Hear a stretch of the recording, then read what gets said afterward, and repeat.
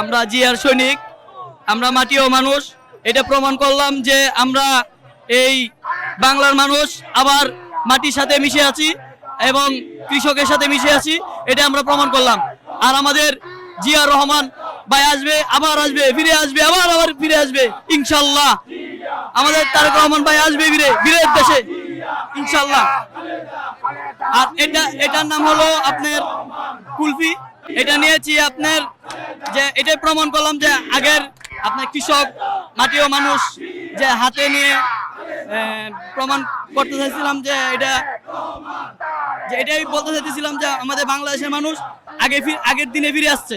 এটাই প্রমাণ করতে চাইছিলাম যে আমাদের বাংলাদেশের মানুষ আগে যেভাবে চলছিল সেটাই আমরা প্রমাণ করতে চাইছিলাম। এটা এই বেশটাই আমি নিয়েছি। হ্যাঁ জি, এটা আমি নিয়েছি, মানে কৃষকের বেশ নিয়েছি আমি। আমরা কৃষক শ্রমিক, আমরা আসছি আমাদের ন্যায্য দাবি নিয়ে আসছি।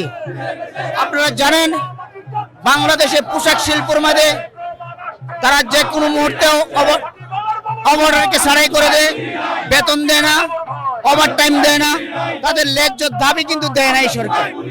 যা বিগত আওয়ামী লীগ সরকার কখনো শ্রমিকের দাবি পূরণ করে নাই, তারা শুধু মালিক পক্ষের দাবি পূরণ করেছে, বড় শিল্পায়নকে আরো বড় শিল্পায়ন করেছে। আর আমরা কৃষক শ্রমিক আমরা আরো গরিব হয়েছি। আর এখন আমরা আসছি এখানে এই বাংলাদেশ জাতীয়তাবাদী দলের কাছে একটা দাবি নিয়ে আসছে। আমাদের কৃষকের মজুরি, আমাদের শ্রমিকের মজুরি বৃদ্ধি করার জন্য আজকে এই মহান মে দিবস, যে মহান মে দিবস সারা বিশ্বে একদিনে একটা দিবস পালন করে, আর সেটার নাম হচ্ছে মহান মে দিবস। আমরা এখানে দাবি নিয়ে আসছি যে বাংলাদেশের প্রত্যেকটা শ্রমিকের ন্যায্য দাবি নিয়ে আসছি, ন্যায্য দাবি আমরা আদায় করব, সেটার জন্য আমাদের এখানে আসা। আমরা আরো বলতে চাই, নেত্রকোনা যুবদলের 1 নম্বর সাবেক সিনিয়র সভাপতি আব্দুল্লাহ মামুন খান রনি ভাইয়ের নেতৃত্বে আমরা এখানে আসছি।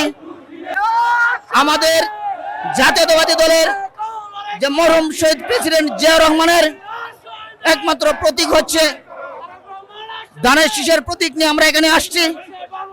আমরা এই প্রতীক দিয়ে আমরা বোঝাতে চাচ্ছি একমাত্র শ্রমিকের দাবি এই জাতীয়তাবাদী দলে একমাত্র পূরণ করতে পারে এবং করেছে।